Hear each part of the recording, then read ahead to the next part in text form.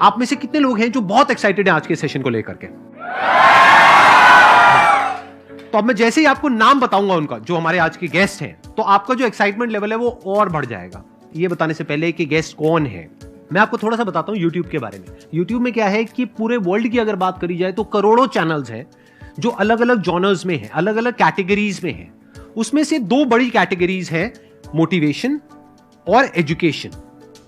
पूरे वर्ल्ड में जो वर्ल्ड का नंबर 1 मोटिवेशन चैनल है वो मेरा है, और जो वर्ल्ड का नंबर 1 एजुकेशन चैनल है किसी इंडिपेंडेंट क्रिएटर का, वो उनका है, जो कि हमारे गेस्ट हैं। उनके 17 मिलियन से ज्यादा सब्सक्राइबर्स हैं। Please give an energetic and warm welcome to the one and only Khan sir.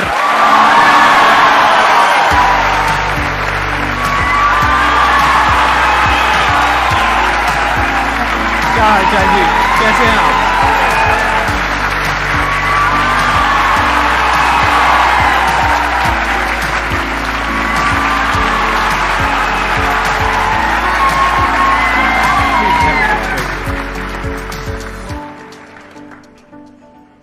इससे पहले कि ऑडियंस आपसे कुछ पूछे या इंटरेक्ट करे, मेरे माइंड में एक क्वेश्चन है आपके लिए जी। जो बच्चे हैं वो आपके इतने दीवाने क्यों हैं, इतने पागल क्यों हैं आपके पीछे? मतलब मेरे कमेंट सेक्शन में भरा पड़ा था, खान सर कब आएंगे, खान सर कब आएंगे। मतलब ऐसा क्या जादू कर दिया आपने बच्चों के ऊपर? ये सवाल हम आपसे भी पूछते हैं, हमारे पे भी इतना कमेंट आया, इतना मेरे तो ऑफिस में लोग चले आए कि सर कब जा रहे हैं। अच्छा। क्योंकि हम लोग का तो एग्जैक्ट है, वही पढ़ाना है। हाँ। तो देखिए, हम लोग का मेन है कि बच्चों को जो जरूरत रहती है कि अगर लड़का पढ़ने आ रहा है ना, उसके मन में कोई डाउट ना रह जाए। हम उसको कहते हैं कि हम तुम्हें पढ़ा रहे हैं, दम है तो भूल के दिखाओ, याद करके नहीं।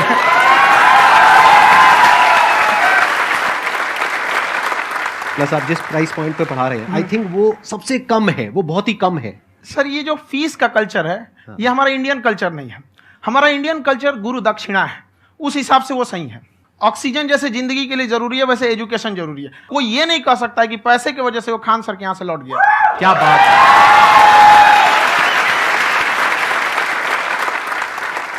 मैंने देखा कि आपका ये जो चैनल है कि ये पिछले 3 साल के अंदर अंदर ही ग्रो किया है। हमको जब चैनल शुरू हुआ तो एक दिन में हम 4-5 वीडियो बनाए। एक हमको कुछ आता, आज भी नहीं आता इतना, तो हम देख के कैमरा उमरा तो हम कंफ्यूज हो गए, बाप रे।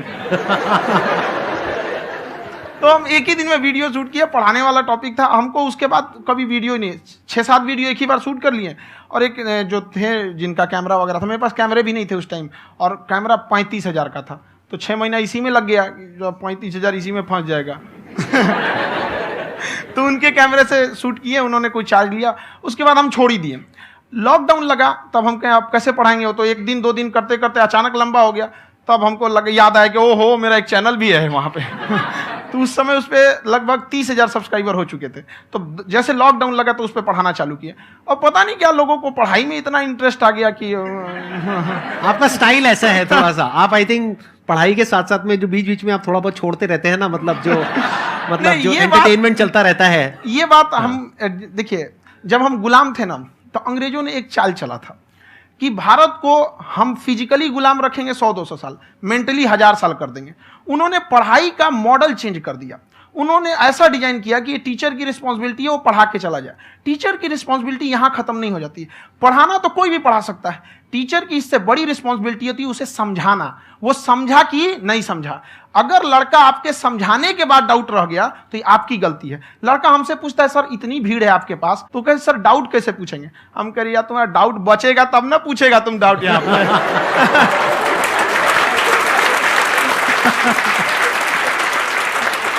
कॉन्फिडेंस नेक्स्ट लेवल है खान सर का, मानना पड़ेगा। और शायद यही वजह है इनकी जो ग्रोथ है उसका। किसी ने शायद सपने में भी नहीं सोचा होगा कि पिछले 2 साल के अंदर अंदर जो आपके चैनल की ग्रोथ हुई है, जैसे आप खुद ही बता रहे हैं कि लॉकडाउन के टाइम पे आपके 30,000 के करीब सब्सक्राइबर्स थे, आज की डेट में 17 मिलियन है। और मेरा एक क्वेश्चन और है, इससे पहले कि ऑडियंस में से आपसे कोई क्वेश्चन पूछे, कि कई बार आप ऐसे भी टॉपिक्स टच करते हैं जो थोड़े से कंट्रोवर्शियल हैं या थोड़े से सेंसिटिव हैं, जिसके ऊपर बात करने की हिम्मत आई थिंक बहुत ही कम लोगों में है। तो आपको कभी ये नहीं लगता है कि कहीं ज्यादा तो नहीं हो रहा है, इसको थोड़ा रोक देते हैं, थोड़ा कम कर देते हैं? क्योंकि कोई लाइन ही नहीं है वैसे तो बोलने को, तो आप कुछ भी बोल दो, कितना भी बोल दो। हुई है कंट्रोवर्सी बहुत बार। एक्चुअली बचपन से हमको फौज में जाना था, और फौज वालों के लिए ये सब मायने नहीं रखता। उसको करना है मतलब करना है, तुम सामने कुछ भी रहो, डजंट मैटर।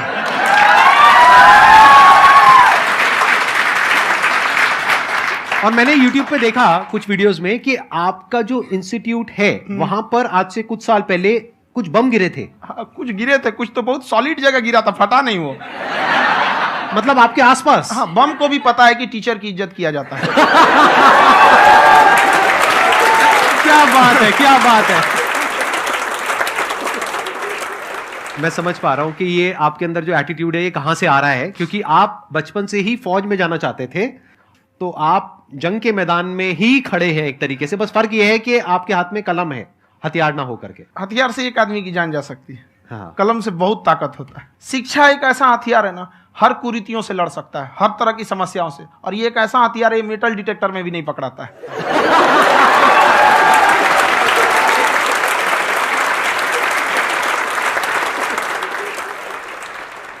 मेरा क्वेश्चन ये है कि अभी प्राइवेट ऑर्गेनाइजेशंस में पीटने का, पनिशमेंट का ये सिस्टम जो है खत्म हो गया है। हम आपके वीडियो में देखे हैं सर कि आप एक बड़ा सा रोल रखे रहते हैं, पुलिस वाला लाठी है वो, पुलिस वाला लाठी है, और स्टेज पे बुला के बच्चों को उसी से धुनाई शुरू कर देते हैं मस्त एकदम से, है ना। तो सर मतलब कि बच्चे मतलब कि डरते नहीं हैं आपसे, और इस तरीके से कैसे कनेक्टेड हैं आपसे, है ना। और एक और क्वेश्चन सर, यूपीएससी का जो आप अपना बैच स्टार्ट करने वाले हैं, ठीक है, उसके बारे में बताइए सर, क्योंकि मुझे मतलब कुछ इशू करना है सर, ठीक है। और संदीप सर को देख लिए, मेरा तो वैसे ही हो जाना है।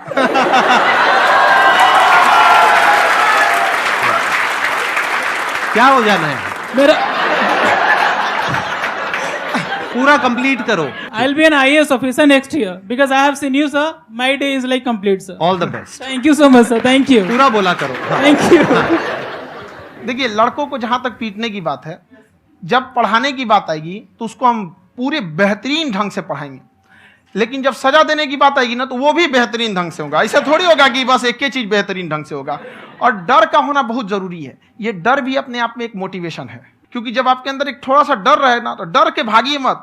एक ऐसा डर जिसको आप लगे कि नहीं नहीं थोड़ा सा और करने की जरूरत है, फिर तो ये हम इसको क्रॉस कर जाएंगे यहाँ पर। तो लड़कों के अंदर ये डर बनाना भी जरूरी रहता है। और रही बात यूपीएससी वाले की, जो आपने बोला, बहुत सारे लड़के वेट कर रहे हैं यूपीएससी की, क्योंकि 2-2.5 लाख फीस सारे लोग एफोर्ड नहीं कर सकते। और हमारा वही रहता है, हम तो ज्यादातर हमारे स्टूडेंट देखेंगे तो किसी के रिक्शा वाला, सब्जी वाला, यही लोग, इनको तो 2.5 लाख रुपया, इनके पास पूरी संपत्ति नहीं होती है, फीस कहाँ से भरेंगे वहां पे, उसके बाद रहेंगे कहाँ से। तो ऑल ओवर इंडिया से, कश्मीर से कन्याकुमारी तक, गरीब से गरीब भी लड़का उसको पढ़ सकता है। यही कुछ 1000 रुपये मंथली, 12-14 हजार साल का पड़ेगा, खत्म हो जाएगा इतना में।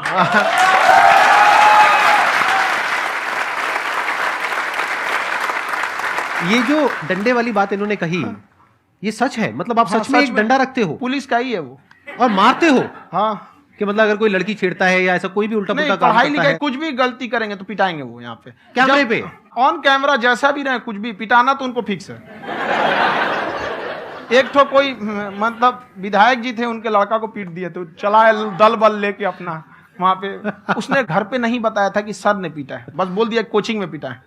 बाद में पता चला हम पीटे हैं, तो उसके पिताजी मेरे सामने और पीटे।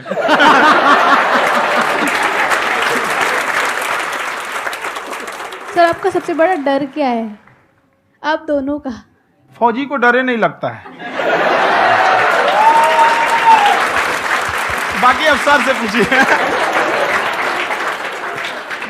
आज के सेशन से पहले कोई डर नहीं था, लेकिन अब मुझे इनकी डंडे वाली कहानियां सुन करके डर लग रहा है कि कहीं मैंने गलती से कुछ बोल दिया अरे ऐसा और नहीं, इन्होंने कहीं पीछे कुछ रखा हुआ है, और यही आ करके अगर इन्होंने मेरी पिटाई कर दी तो बहुत बुरा हो जाएगा। तो इसलिए हमको थोड़ा डर लग रहा है।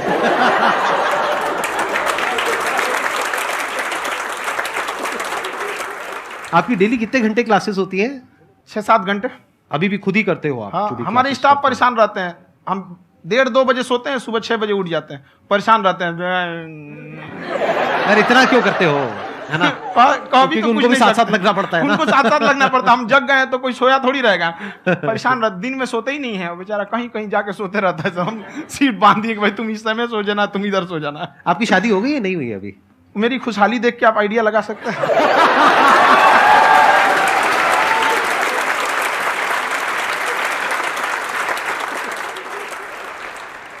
First of all I would like to say sir thank you so much to you and to your team कि आपने मुझे यहाँ आने का मौका दिया। एंड सर अब तक मैंने आपको सिर्फ फ़ोन या लैपटॉप में ही देखा है दोनों को, आज फर्स्ट टाइम लाइव देख रही हूँ तो बहुत अच्छा लग रहा है। तो मेरा क्वेश्चन ये है सर आपसे, जब हम लाइफ में कोई डिसीज़न लेते हैं कि हमें ये पर्टिकुलर चीज़ करनी है, और क्योंकि हम डिसीजन लेते हैं तो हमारी आदत है कि पहले हम 4 लोगों से पूछते हैं कि तू बता तेरी क्या राय है, तू बता तेरी क्या राय है। तो उनमें से अगर कोई हमें कह देता है कि ये बेकार डिसीजन है मत कर, तो हमारा माइंड कहीं ना कहीं डाइवर्ट होने लगता है और उसकी वजह से हम अपना डिसीजन चेंज कर देते हैं। तो मेरा क्वेश्चन ये है कि कैसे हम अपने डिसीजन पे स्टिक रहे, कैसे हम जो दूसरे के ओपिनियन है उनको अफेक्ट ना होने दें अपने ऊपर। दूसरे से सलाह लेने से पहले एक बार खुद उस पर रिसर्च कर लेना चाहिए, ताकि आप सामने वाला क्या सलाह दे रहा है आपको समझ में आना चाहिए। यहाँ पर ऐसा नहीं है कि कई बार ऐसे होते हैं कि दूसरे वाले को एक्सपीरियंस होता है, तो अगर आपको पहले से आइडिया है, उसके बारे में आप बेहतरीन ढंग से रिसर्च किए हैं कि क्या इसमें प्लस पॉइंट है क्या निगेटिव है, उसके बाद आप किसी से सलाह लेने जाइए। ये नहीं कि मन में आया सीधा बता गड़बड़ा जाएगा। तो वहाँ पे पहले आपको R&D करना पड़ता है, समझ में आया कि नहीं। और जिंदगी हो या गाड़ी, जीतेगा वही जो टाइम पे गियर चेंज कर रहा है। तो डिसीजन चेंज करना बहुत ज़्यादा गलत नहीं है। इन्होंने बहुत अच्छी बात कही है और मैं इसी बात में थोड़ा सा और ऐड ऑन करूंगा कि ये जो आपने कहा ना कि अपने डिसीजन पे स्टिक कैसे रहें, ये कोई अच्छी क्वालिटी नहीं है, क्योंकि टाइम टू टाइम आपको अपने डिसीजंस को चेंज करना होता है। जैसे आपने 4 लोगों से डिस्कस किया, कोई इंसान कुछ पॉजिटिव बोल रहा है, कोई नेगेटिव बोल रहा है, उससे फर्क नहीं पड़ना चाहिए। डिपेंड ये करता है कि वो जो बोल रहा है उसका बेसिस क्या है। क्या वो किसी नॉलेज या एक्सपीरियंस के बेस पे बोल रहा है या ऐसे ही कुछ भी बोल रहा है? ऐसे ही बोल रहा है तो फिर उसकी बात पे ध्यान क्यों दे रहे हो? अगर किसी नॉलेज या एक्सपीरियंस के बेस पे बोल रहा है, फिर चाहे वो पॉजिटिव बोल रहा है चाहे नेगेटिव बोल रहा है, दोनों ही मायने रखता है। उसके बाद में रिसर्च करनी है और फिर रिसर्च करने के बाद में फाइनल डिसीजन अपना खुद का होना चाहिए। अब वो डिसीजन उससे अलग भी हो सकता है जो आपने पहले लिया था, और वो सेम भी हो सकता है। सर मेरा क्वेश्चन दोनों से है आपसे, how to deal procrastination and laziness. हमारा ब्रेन है ना, ये बहुत आलसी टाइप का है, इसको आराम खोजना पसंद है। अब थोड़ा सा भी अब इसको आराम की ओर लेके चले गए ना तो फिर उधर ही रहेगा। आप सोचेंगे 10 मिनट आराम कर लेते हैं ना, तो 10 मिनट 2 घंटा बना देगा। उसको टॉर्चर कीजिए, चल 10 मिनट बाद में उसको आप उस पर हावी में, वो कह रहा है कि हमको आराम चाहिए, आपको हाँ आराम मिलेगा, पहले काम फिर मिलेगा आराम। तो आप उसके हिसाब से मत चल। आपका मन कर रहा है थोड़ा सा देख लेते हैं, कोई नोटिफिकेशन आया, आप कोई काम कर रहे हैं, क्यों पहले काम कर लीजिए, बाद में देखिएगा ना नोटिफिकेशन। आप हावी मत होने दीजिए यहाँ पे। अगर आप 5 मिनट भी थोड़ा सा लूज पड़े ना, थोड़ा सा कमर सीधा कर लेते हैं, 2 घंटा बर्बाद कर दिया आपको। हावी मत होने दीजिएगा उसको अपने ऊपर। प्रोक्रेस्टिनेशन को तोड़ने का एक ही तरीका है, सबसे छोटे लेवल पे ले जा करके उस गोल को तोड़ दो। यानी वो गोल बहुत बड़ा है, उसको ब्रेक डाउन करो, उसके सबसे पहले स्टेप पे आ जाओ कि उसको अचीव करने का सबसे पहला स्टेप क्या है। जैसे गाड़ी चलाना सीखना है, उसका सबसे पहला स्टेप क्या है। अगर घर में कोई नहीं है सिखाने वाला या सिखाने वाली, तो बाहर जा करके जो गाड़ी का ड्राइविंग स्कूल है उधर जा करके पैसे दे दो। अब फंस गए ना तो फंसा दो अपने आप को। दिमाग ये लगाओ कि अपने आप को कैसे फंसाया जाए। जब हम फंस जाते हैं ना तो फिर हमको वो काम करना ही पड़ता है। Then there is no looking back. जब तक आप सोच रहे हो तब तक सोच रहे हो, उसको बोलते हैं पैरालिसिस ऑफ एनालिसिस, कि आप सोचते चले जा रहे हो अपने माइंड में, मैं ये करूंगा वो करूंगा वो करूंगा वो करूंगा, और प्रोक्रेस्टिनेट हो रहा है, वो चीज टलती चली जा रही है। तो उसको छोटे से छोटे लेवल पे ब्रेक डाउन करके उसको कर दो, दैट इज नंबर 1। और जैसे ही करना शुरू करते हो, कोशिश करो कि उसको जब तक कि आप सही से नहीं कर लेते हो उसको छोड़ना नहीं है, तो आपकी लेजीनेस भी खत्म हो जाएगी। कई लोगों को तो हमने देखा जो सप्ताह में कुछ भी नहीं करता, वो भी संडे को आराम कर रहा है।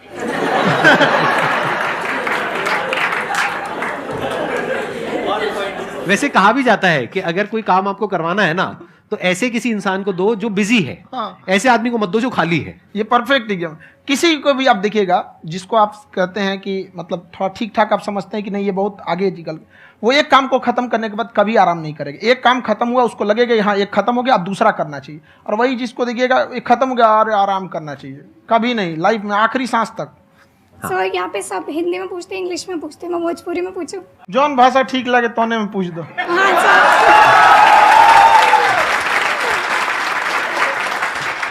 सर ये पूछे के चाहते नहीं कि जैसे हमने के पढ़ाई करी नहीं सर, तो कभी कभी डेली टारगेट्स जो होला वो कंप्लीट ना होला।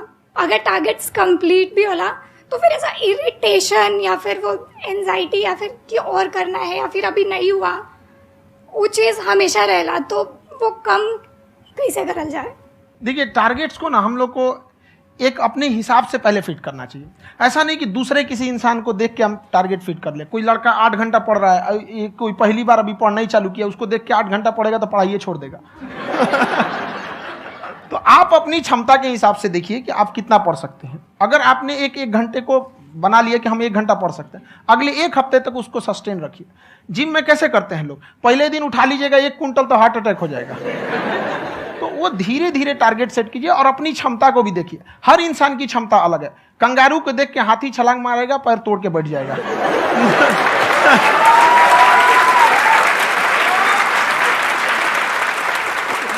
अब संदीप सर का मोटिवेशन देख के इसका मतलब क्या कि ट्रेन के आगे खड़ा हो जाएंगे, ढकेल देंगे तुमको। हालांकि ऐसा कर देते हैं, लेकिन ऐसा करिएगा लोग नहीं, क्षमता पता होना चाहिए।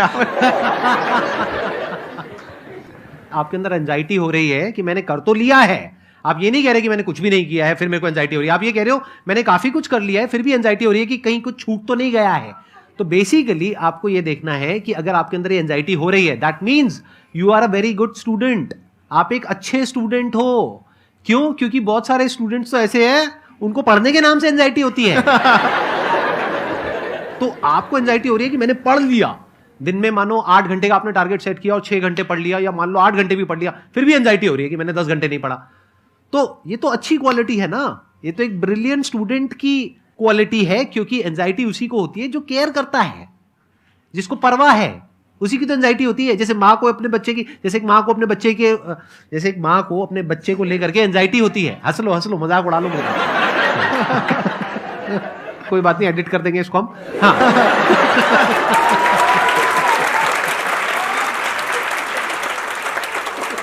जैसे एक माँ है, उसको अपने बच्चे को लेकर के एंजाइटी होती है, थोड़ी सी भी तबीयत खराब हो जाए उसको एंजाइटी होती है, चाहे बच्चा ठीक भी है, डॉक्टर को नहीं होती है। क्यों? क्योंकि माँ को उस बच्चे से प्यार है। तो दैट मीन्स कि आप अपनी पढ़ाई को लेकर के सीरियस हो, इस वजह से आपके अंदर एंजाइटी हो रही है, विच इज नॉर्मल। जहां पर प्यार मोहब्बत होती है वहां पर थोड़ी बहुत एंजाइटी तो होती ही है ना। समझ रहे हो ना मैं क्या कहना चाह रहा हूं? आप लोग समझ रहे हो ना मैं कहां जा रहा हूं? जब वो किसी और से बात करती है तो एंजाइटी होती है ना।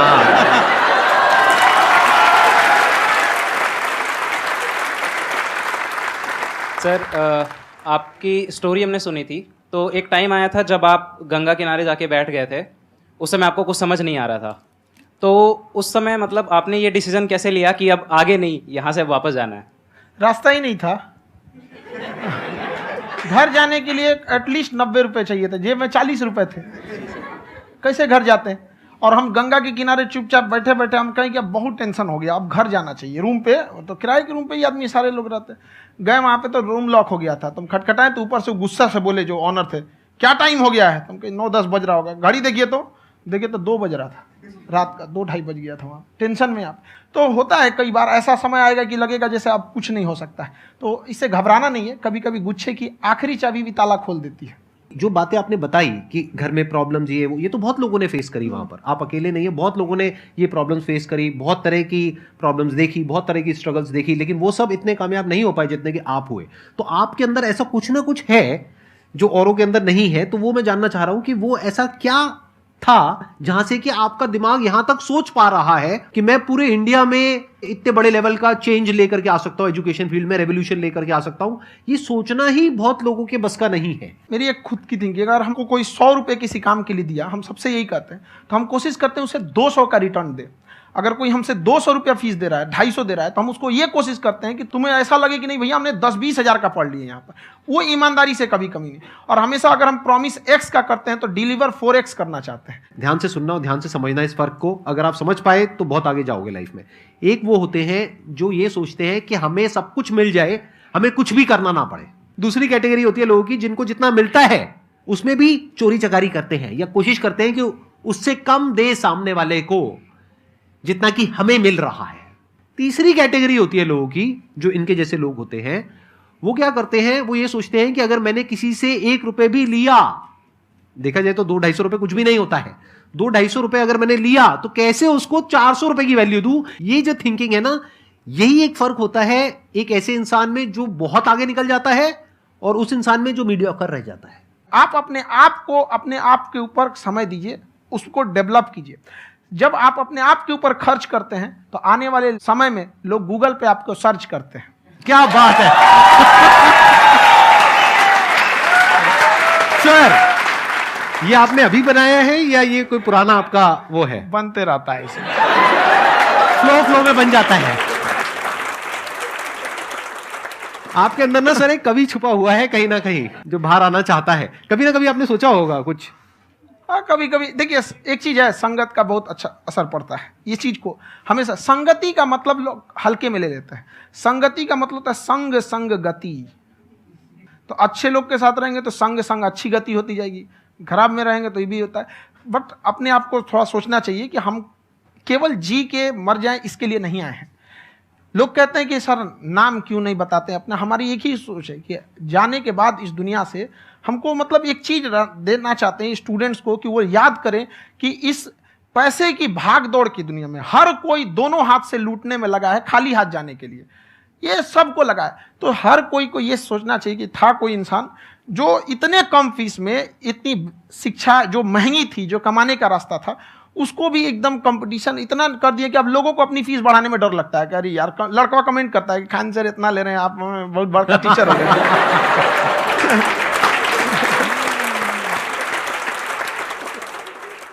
खान सर की एक क्लिप है, ये समय और समझदारी में बहुत फ़र्क होता है। अगर समय रहते समझदारी आ गई तो इंसान कामयाब हो गया, लेकिन अगर समय चला गया फिर समझदारी आई फिर तो बेकार है। तो सर मतलब कुछ आपको ऐसी चीज़ लाना चाहिए जो मतलब बच्चों जो तैयार हो रहे हैं उनको ये चीज़ें मतलब एंड टाइम पे दिखे। समझ रहे हैं आप मेरी बात? नहीं समझ?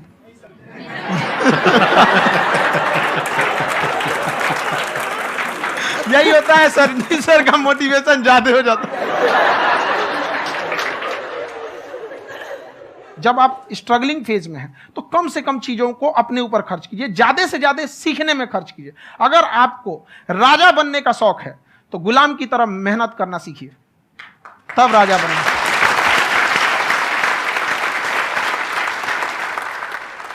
ये दुख, ये दर्द, ये सब तेरे अंदर है। तू अपने बनाए इस पिंजड़े से बाहर निकल के देख, तू अपने आप में एक सिकंदर है।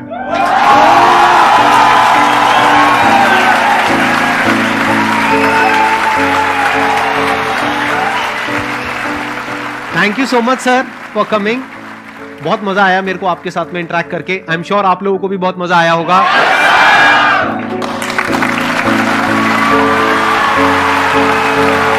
Thank you so much ji.